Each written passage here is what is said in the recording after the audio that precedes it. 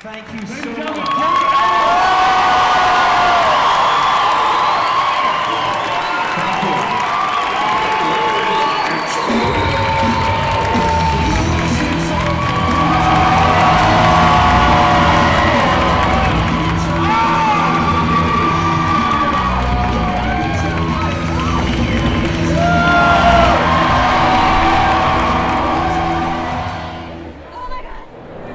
So, Cary, you played a lot of very beloved characters. We love a lot of your characters. Thank you. You played some very creepy characters. Yes. Ted Bundy made me, I had bad dreams for like 2 weeks after that. Super Good. creepy. Yes, very How do you creepy. go from one extreme of the spectrum to the other, and do you enjoy that as an actor? Yes, I like to mix it up. One never wants to eat the same meal twice if one can help it. And so I like to try and vary my roles.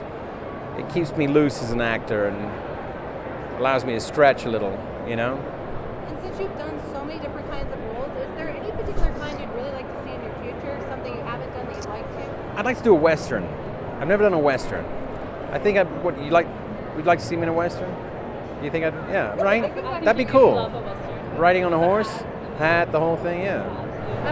Princess Bride is a cult following at BYU. Yes. So, we have close to 40,000 students there, and then UVU. So between the two, we have almost 70,000 students here. Wow. Princess Bride is huge, and it's the #1 date movie. No way. So we were wondering why you think maybe it has that effect after 25 years. If I knew the answer to that, I'd probably start producing some movies.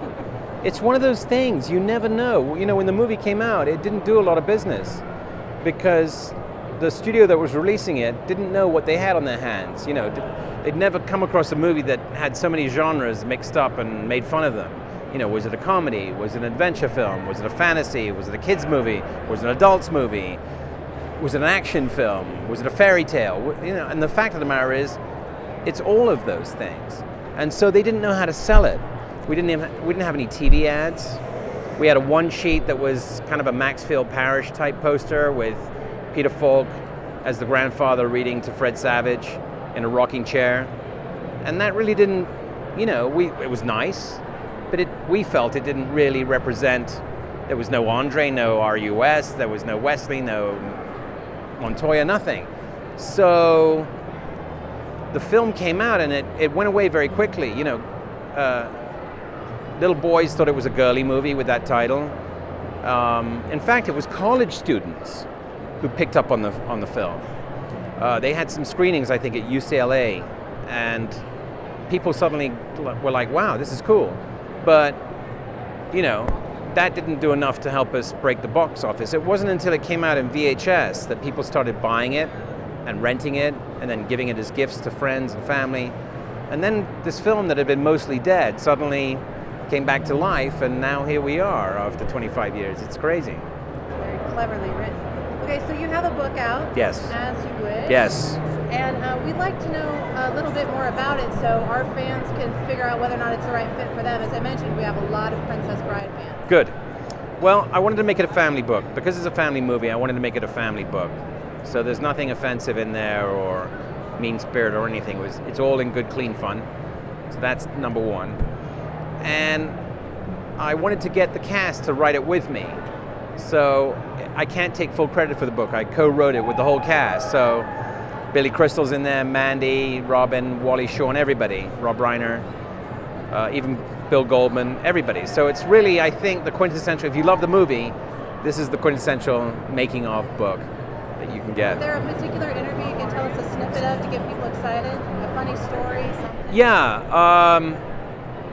Okay, so you know the scene where I'm in the fire swamp and I save Buttercup from the burst of flame, yeah? So that was on the first day of shooting. We had a safety meeting where they, on every movie where there's and stunts are involved, they do a very careful safety meeting. They walk you around and they say, okay, so this is where you have to step and you have to make sure you don't let Robin stand too long there or she will catch fire, but we'll be off camera with a fire extinguisher in case, and she's wearing, flame retardant dress and the whole thing. It was very carefully organized, and the stunt doubles did it first, blah, blah, blah, right?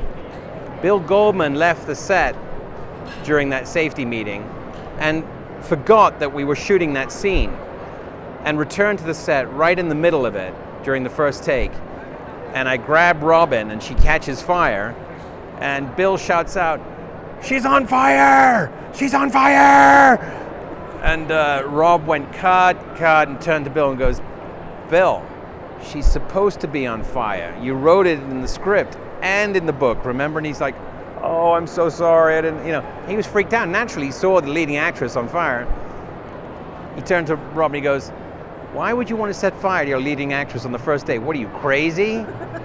And sure enough, luckily, we got it again and nobody was injured, but it was a very funny moment on the first day, yeah. Can you let everybody know where to find it? Yes, go to Amazon.com. You can pre-order for $16 or on Kindle for $11, and it's a deal. I guarantee you. Great stuff about Andre the Giant in there, who we dearly miss and love dearly. So it's an all-round good family book. Did you ever expect The Princess Bride to go the places that it's gone? It went from this great book that not a lot of people knew about to this great movie that didn't really pick up at first, but all of a sudden, I swear, everybody I know has at least one copy. Right. Did you ever see it going there? I don't think any of us knew. You make a movie and you hope for the best. No one ever knows whether the film you're going to make is going to be a hit or a flop. Nobody obviously sets out to make a bad film. Everyone sets out to make a good movie. Even the ones that you've seen, you went, "Wow, that really stank." Those folks went out there and made the best film they could make, So we had no idea. We knew it was very heartwarming and sweet, just by the very nature of the story. But did we think there'd be an audience for it? We hope so. We had no idea. We had no idea it was going to be anything like it is today, And so it's this one. I call it the gift that keeps on giving. It's this movie that is passed down from generation to generation. So I've met kids with their grandparents, who've seen the movie, and it's beautiful. It's beautiful. It stands the test. It does hold up, I think, right?